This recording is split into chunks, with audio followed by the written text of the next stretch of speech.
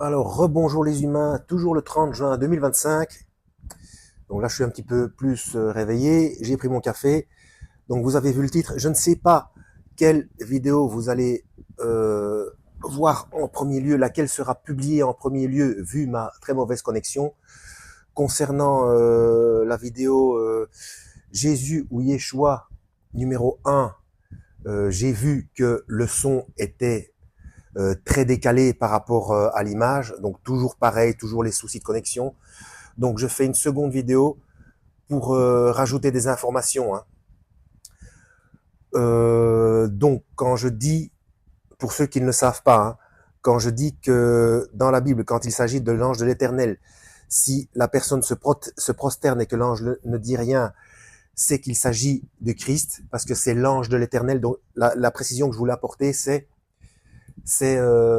traduit par il est indiqué malach dans le texte original. Et malach, c'est messager.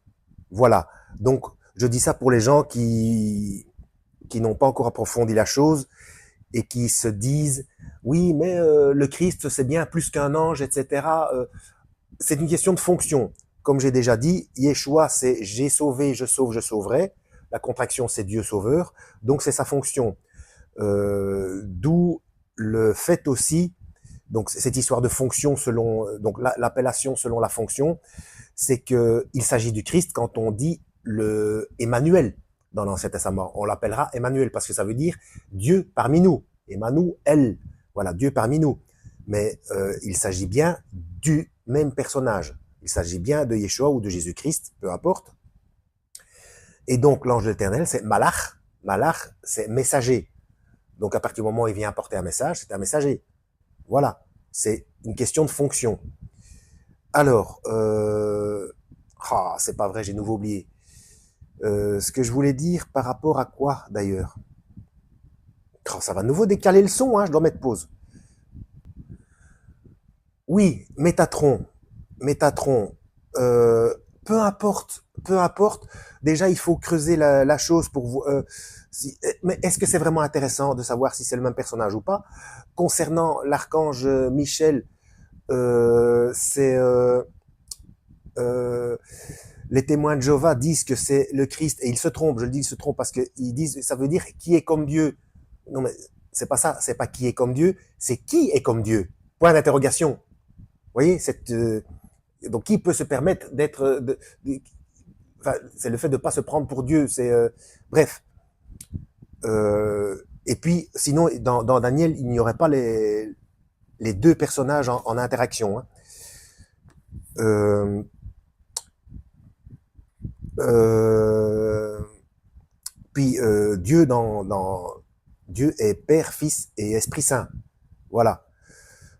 Euh,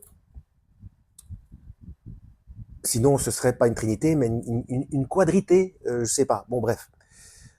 Concernant Métatron, ça n'apporte strictement rien au salut. Donc, comme je vous ai dit dans la vidéo précédente, enfin que vous allez peut-être recevoir vu la qualité enfin, elle sera très certainement après celle-ci. Dans l'ordre de ce que vous trouverez sur ma chaîne. Pour ça que j'ai numéroté 1 et 2. Donc ça n'apporte rien au salut. Donc ça n'a aucune espèce d'importance. C'est pour son information propre. Est-ce que c'est le Christ ou pas? Je ne sais pas. Je ne sais même pas dans quoi il faut chercher. Déjà, si c'est dans le Talmud, il faut se méfier. Déjà pour commencer. Dans le Talmud, il se trouve des vérités, mais aussi des abominations. Donc voilà. Euh, Donc ça n'apporte rien au salut, ça n'a aucune espèce d'importance. Euh, voilà, et on a toutes les instructions dans la Bible pour savoir qu'il faut prier quand Yeshua, le Christ, dit qu'il faut, les seules fois où il parle de la prière, il dit de prier le Père Céleste, hein, donc par principe de précaution, même s'il est Dieu, qu'on peut le prier lui, puisqu'il n'est pas mort, déjà pour commencer, et puisqu'il est Dieu, mais lui, étant ici, il a bien spécifié de prier le Père, hein, comme ça, principe de précaution, voilà quoi, tout simplement. Donc, et qu'il soit Métatron ou pas, euh, ça n'apporte rien au salut. Donc, c'est comme cette histoire de la terre plate, c'est un faux débat.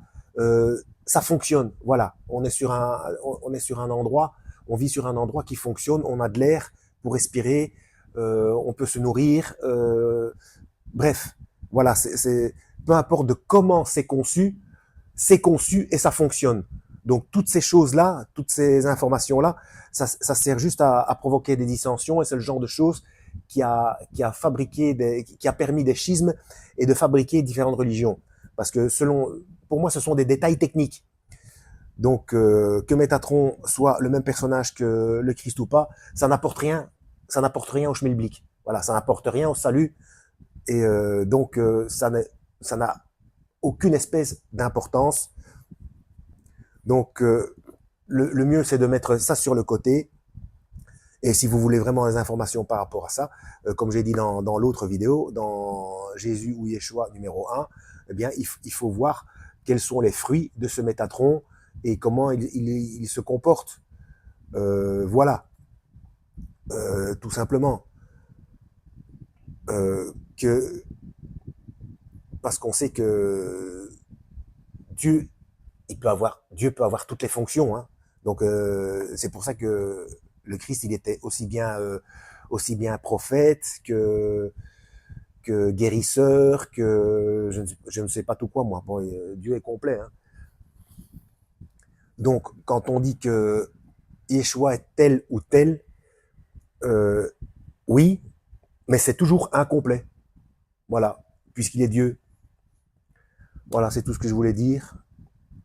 À la prochaine, lisez la Bible et que Yahweh vous guide.